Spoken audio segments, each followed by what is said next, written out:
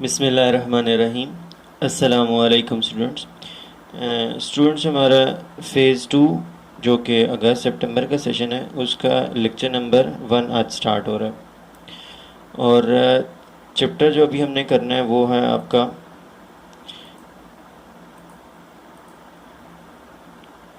Chapter number 8, physical measurement of physical quantities का chapter है।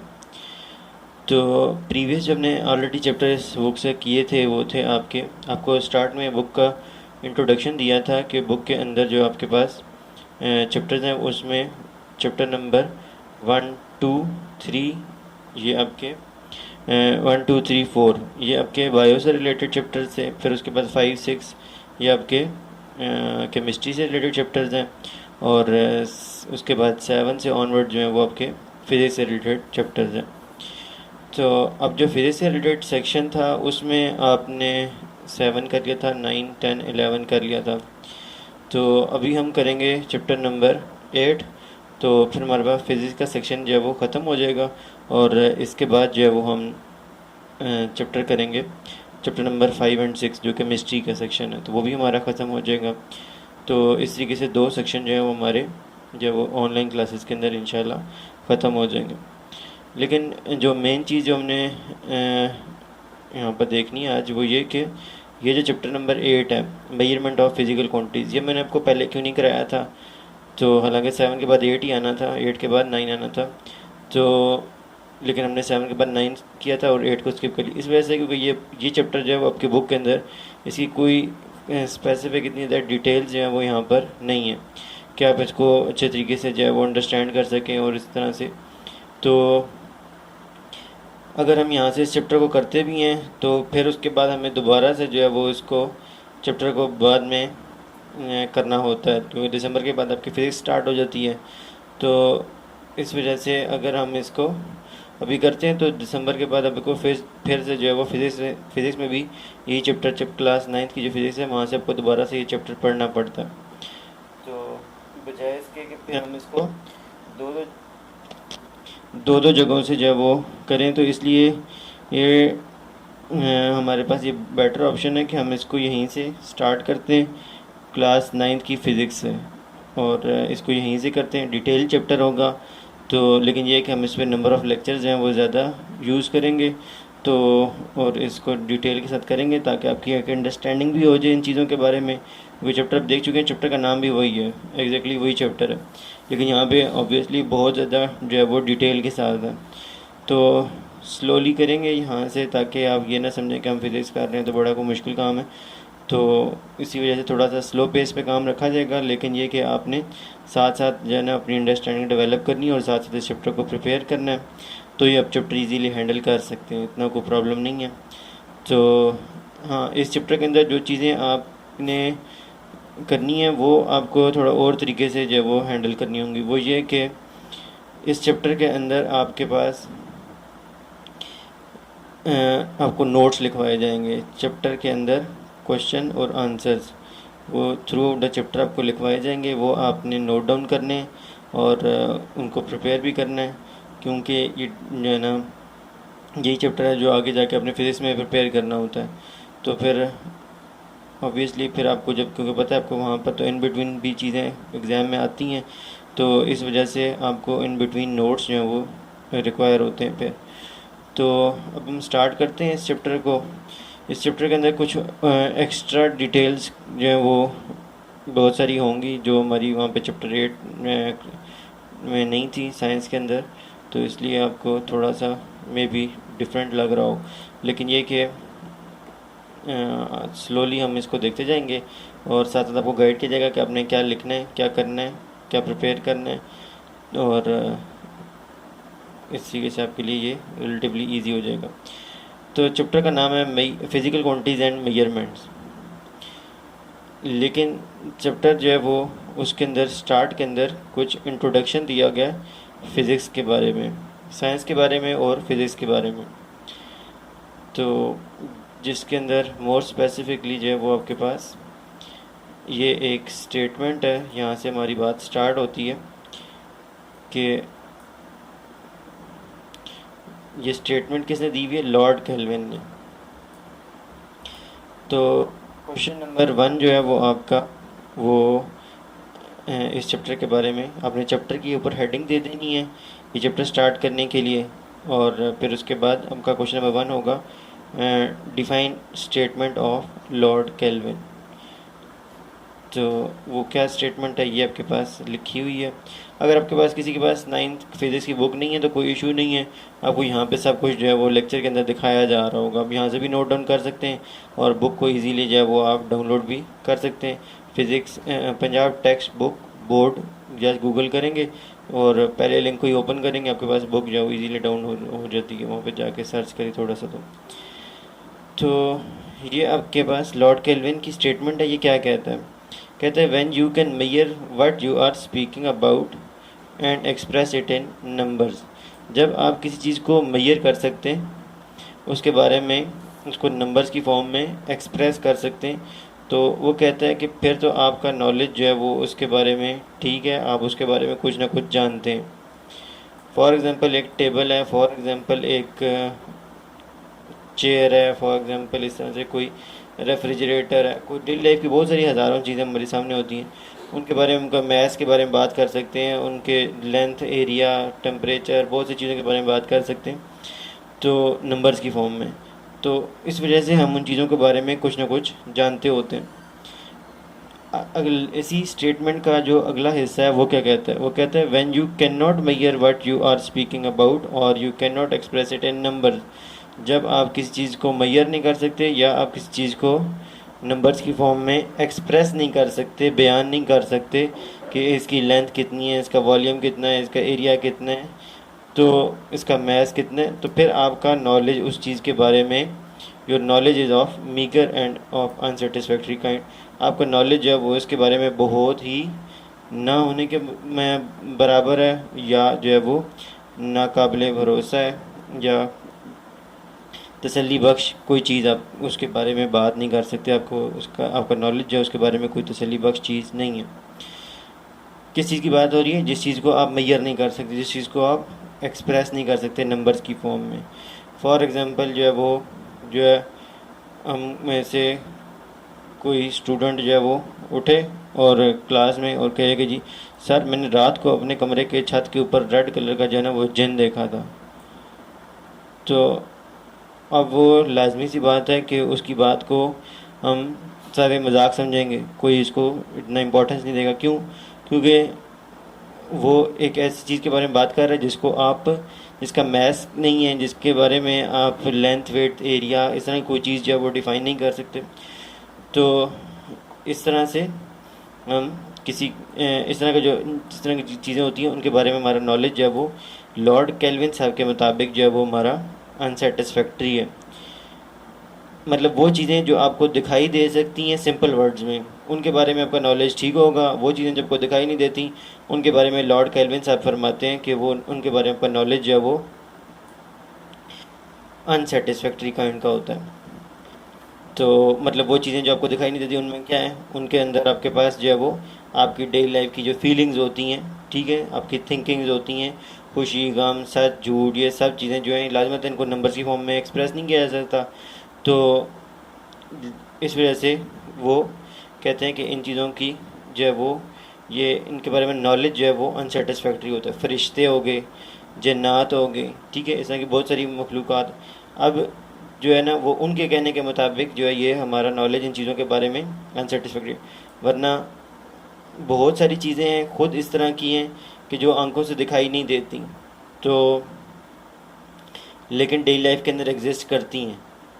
तो जिस तरह से फॉर एग्जांपल ग्रेविटी है कि आपको पता है कि अगर एक ईंट को आप छत से गिराते हैं तो वो अंडर ग्रेविटी जो है वो नीचे गिरती है, लेकिन ग्रेविटी कभी किसी ने देखी है? नहीं देखी। तो बहुत सारी चीज़ें हमारे पास डेली लाइफ में इस तरह की होती हैं जो हमें आंखों से दिखाई नहीं दे रही होती, लेकिन उन चीज़ों की इम्पोर्टेंस होती है। तो बहरहाल ये लॉर्ड केल्विन साहब की स्टेटमेंट थी, हम जो है वो इसको जस्ट जो है वो नोट डाउन नहीं कर सकते हम। लेकिन उन्होंने भी ये नहीं कहा कि जो चीज़ें आप जिन चीज़ों को नंबर्स की फॉर्म में नहीं लिख सकते या एक्सप्रेस नहीं कर सकते या बयान नहीं कर सकते वो चीज़ें होती नहीं हैं। उन्होंने कहा उन चीज़ों के बारे में का नॉलेज जो है वो अनसेटिस्फैक्ट्री होता है। ना उन्होंने इन चीज़ों की ये इस बारे में कोई बात की है कि उन चीज़ों की कोई इंपॉर्टेंस नहीं होती, तो ऐसी कोई बात नहीं है। हकीकत देखी जाए तो वो चीज़ें जो शायद दिखाई नहीं देती जो है उन्हीं चीज़ों की ज़्यादा इंपॉर्टेंस होती है कि जब आप उन चीज़ों के ऊपर फोकस करते हैं तो हमारी लाइफ जो है वो ठीक होती है। मतलब अगर किसी को ये डेली लाइफ की अखलाकियात हैं, सच झूठ इस तरह की बहुत सारी चीज़ें, हसद तकब्बुर गीबत इस तरह की बुराइयाँ हैं, इसी के इसके मद्दे मुकाबल बहुत सारे हसनात हैं, अच्छी चीज़ें होती हैं। तो मतलब हुस्न अखलाक हो गया, फिर इसके अलावा जो है वो सच्चाई होगी, वादा वफाई होगी, इस तरह की बहुत सारी चीज़ें होती हैं डेली लाइफ के अंदर। लाजिमत है कि वो दिखाई तो नहीं देती, लेकिन उन वही चीज़ें होती हैं जो इंसान को बना रही होती हैं, और उन्हीं चीज़ के ऊपर जो है वो इंसान का करेक्टर बिल्ड हो रहा होता है। वो चीज़ें इंसान के लिए इस जो हम चीज़ें पढ़ रहे होते हैं इनसे ज़्यादा इंपॉर्टेंस रखती हैं। तो बहरहाल आपका क्वेश्चन नंबर 1 यही था कि what is the statement of Lord kelvin. तो वो आपने ये define statement of Lord kelvin, तो आपने ये सारा आंसर उसमें मेंशन कर देना और उसको प्रिपेयर भी करना है। अब इसके बाद जो है वो स्टार्ट के अंदर चैप्टर में कुछ डिस्कशन हुई है साइंस के बारे में, कि साइंस क्या है कि आपके पास जो है वो डेली लाइफ में हम बहुत सी चीज़ें ऑब्ज़र्व करते हैं और कुछ आंखों से देख लेते हैं, और कुछ जो है वो हम एक्सपेरिमेंट से उन चीज़ों की डिटेल जो है वो ऑब्ज़र्व करते हैं। तो जितना भी आपके पास नॉलेज, चाहे आपकी डायरेक्ट ऑब्जर्वेशन से आ रहा हो चाहे एक्सपेरिमेंटेशन से आ रहा हो, ये सारा का सारा नॉलेज क्या कहलाता है? साइंस कहलाता है। The word science is derive from the Latin word scientia, और ये लैटिन का वर्ड था साइंटिया, वहाँ से ये वर्ड डिराइव हुआ था साइंस का, और उसका मतलब क्या था? नॉलेज। अब उसके बाद आपके पास 18 सेंचुरी से पहले पहले साइंस का वर्ड यूज़ नहीं होता था। वो लोग जो एक्सपेरिमेंटेशन या ऑब्जर्वेशन वाली फील्ड के अंदर इन्वॉल्व होते थे, सिंपल वर्ड में अगर आपको मैं कहूँ कि साइंस क्या है, तो knowledge about matter is called science. ये तो चलो ठीक है, डेफिनेशन में को हाईलाइट करके दे दी है, बुक में भी लिखी है, आपने प्रीवियस क्लास में पढ़ी होती है साइंस की डेफिनेशन। लेकिन सिंपल वर्ड में कहा जाए साइंस क्या है, तो नॉलेज अबाउट मैटर। मैटर क्या होता है? ये जो आपके पास सॉलिड लिक्विड गैस की फॉर्म में जो चीज़ भी है कायनात के अंदर, वो छोटी से छोटी चीज़ हो या बड़ी से बड़ी चीज़ हो, वो आपके पास मैटर होती है।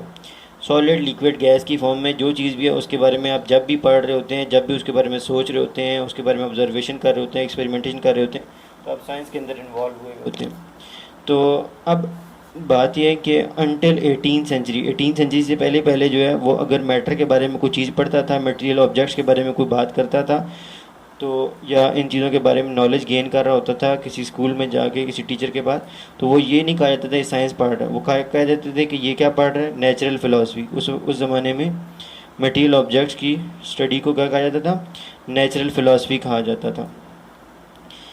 तो ये उससे अगली चीज़ है। Not until 18th century various aspects of material object were studied under a single subject called natural philosophy.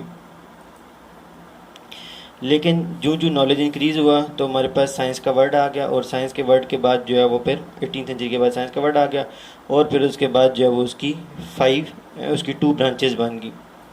Science की 2 ब्रांचेस जो हैं वो बन गई थी।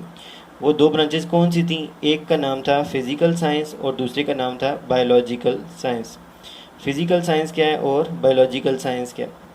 फिज़िकल साइंस ये है कि जो चीज़ें डेली मैटर से रिलेटेड, मटेरियल ऑब्जेक्ट से रिलेटेड जो हैं वो इस तरह की चीज़ें जो नॉन लिविंग थिंग्स हैं, मतलब सॉलिड लिक्विड गैस के अंदर से वो चीज़ें जो आपकी नॉन लिविंग थिंग्स हैं। नॉन लिविंग थिंग्स आपको पता होगा जो खुद से हरकत नहीं कर सकती। तो जिस तरह से आपके पास कोई टेबल है, चेयर है, इस तरह की जितनी चीज़ें, पंखा हो गया, गाड़ी होगी, जहाज़ हो गया, ये सब चीज़ें, ये सब फिज़िकल साइंस में आती थी। और जो दूसरी चीज़ें थी मैटर में से, मटेरियल ऑब्जेक्ट में से, जो लिविंग बॉडीज़ थी, उनको जो है वो कहाँ पर कौन सी स्टडी के अंदर इन्वॉल्व किया जाता था? उसको कहा जाता था बायोलॉजिकल साइंस। तो 2 स्ट्रीम्स थी, स्ट्रीम्स का मतलब ब्रांचेस थी साइंस की, वो थी फिज़िकल साइंस और बायोलॉजिकल साइंस। फिजिकल साइंस क्या है? आगे उसकी डेफिनेशन लिखी, which deal with the study of non living thing. Biological science क्या है? Which are concern with the study of living things. तो ये नेचुरल फिलोसफी के बाद जब साइंस का वर्ड इन्वॉल्व हुआ और साइंस की फिर आगे ये 2 टाइप बनी, तो ये हमारे पास सामने चीज़ आ गई। तो क्वेश्चन नंबर 2 आपका होगा, what is science comma natural philosophy, और क्वेश्चन मार्क आप आगे लगा देंगे। व्हाट इज़ साइंस, या इस तरह से लिख दीजिएगा, what is science and natural philosophy, और ये क्वेश्चन मार्क आगे लगा दीजिएगा। फिर उसके बाद उसी क्वेश्चन मार्क के आगे लिख दीजिएगा also define the types of science, कि साइंस की टाइप्स जो है वो भी डिफाइन कर दें। तो आपने जितना ये आपको हाईलाइट करके दिया है, एक तो ये साइंस का डेफिनेशन, और फिर उसके बाद नेचुरल फिलोसफी की, और फिर उसके बाद ये उसकी फिजिकल साइंस और बायोलॉजिकल साइंस की डेफिनेशन, ये आपने वहाँ पर उस आंसर में, क्वेश्चन नंबर 2 के आंसर में मेंशन कर देनी है। अब उसके बाद अगली चीज़ है कि मेजरमेंट्स की, क्योंकि चैप्टर का नाम क्या है, फिजिकल क्वांटिटीज़ एंड मेजरमेंट्स। तो अब मेजरमेंट्स के बारे में कुछ बात करते हैं। Measurements are not confined to science, measurements का साइंस के साथ कोई ताल्लुक नहीं होता।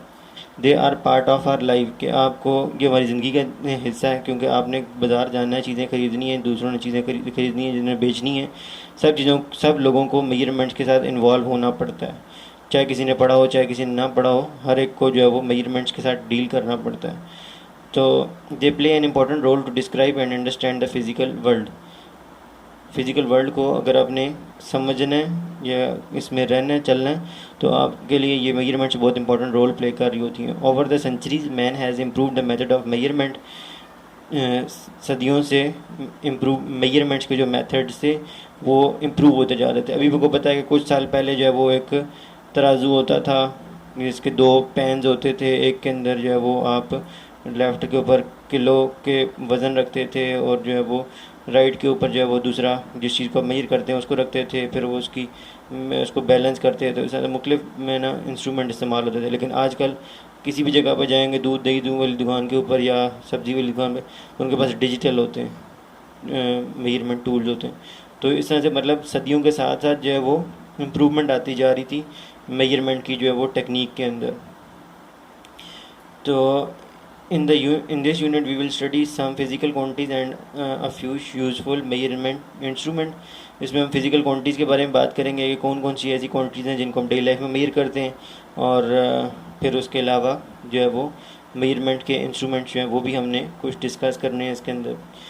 तो अब इसके बाद फ़िज़िकल क्वांटिटीज़ जो है वो हमारे पास यहाँ से अगला टॉपिक जो है यहाँ से स्टार्ट हो जाएगा, फ़िज़िकल क्वांटिटीज़ 1.2, और इसके बाद तकरीबन ये आगे वही चैप्टर चलता जाएगा जो हमारा क्लास 8 में भी था, लेकिन यहाँ पर डिटेल के साथ होगा। जो बिल्कुल हट के एक नई चीज़ यहाँ पर आपको चैप्टर में नज़र आ रही है वो आपके पास है कि क्योंकि बुक ही फ़िज़िक्स के बारे में, तो इसमें इन्होंने स्टार्ट में फ़िज़िक्स का इंट्रोडक्शन जो है वो यहाँ पर इस चैप्टर में फिर दिया है, और साथ में ये ब्रांचेज़ हैं।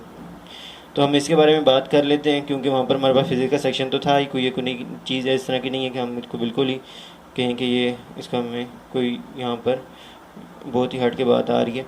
तो अभी हमने ऊपर देखा कि आपके पास साइंस की 2 स्ट्रीम्स निकली, फिज़िकल साइंस और बायोलॉजिकल साइंस। फिज़िकल साइंस वो थी जो नॉन लिविंग थिंग से रिलेटेड थी, और बायोलॉजिकल साइंस वो थी जो कि लिविंग थिंग से रिलेटेड थी। अब जो फिज़िकल साइंस थी उसको 19th सेंचुरी के अंदर आगे 5 पार्ट्स में डिवाइड किया गया था। साइंस की 2 टाइप्स थी, फिजिकल साइंस, बायोलॉजिकल साइंस, और फिजिकल साइंस की फिर आगे 5 टाइप्स निकल आई। वो कौन कौन सी थी? वो आपके पास ये थी, एक थी आपके पास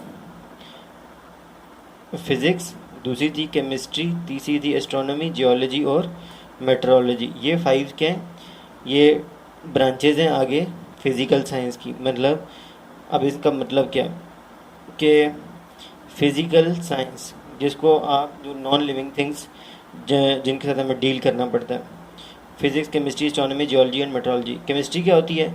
अगर आप मैटर को, नॉन लिविंग थिंग्स को उस स्टेज के ऊपर जाकर देख रहे हैं जो एटॉमिक स्केल है, मतलब बहुत ही छोटी छोटी चीज़ें हैं, एटम, मॉलिक्यूल, इलेक्ट्रॉन, प्रोटॉन, तो फिर इसका मतलब आप केमिस्ट्री को डील कर रहे हैं।